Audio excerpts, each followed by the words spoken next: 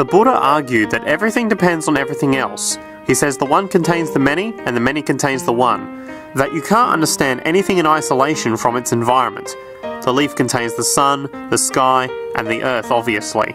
This has now been shown to be true, of course, all around, and specifically when it comes to human development. The modern scientific term for it is the biopsychosocial nature of human development, which says that the biology of human beings depends very much on their interaction with the social and psychological environment.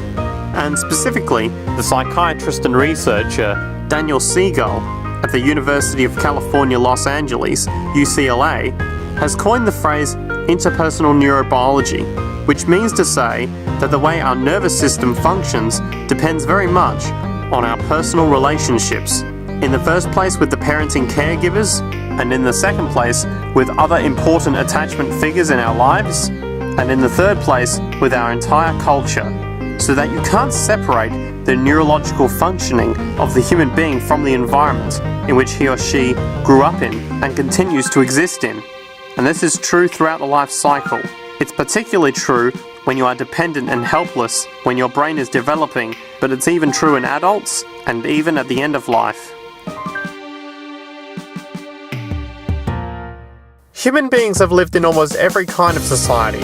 From the most egalitarian hunting and gathering societies seem to have been very egalitarian, for instance based on food sharing, gift exchange.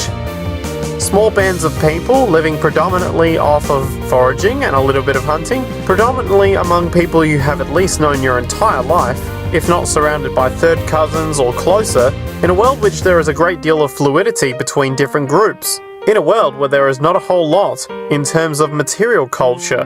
This is how humans have spent most of their hominid history, and no surprise, that makes for a very different world.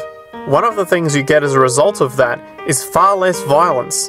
Organised group violence is not something that occurred at that time of human history, and that seems quite clear. So, where did we go wrong?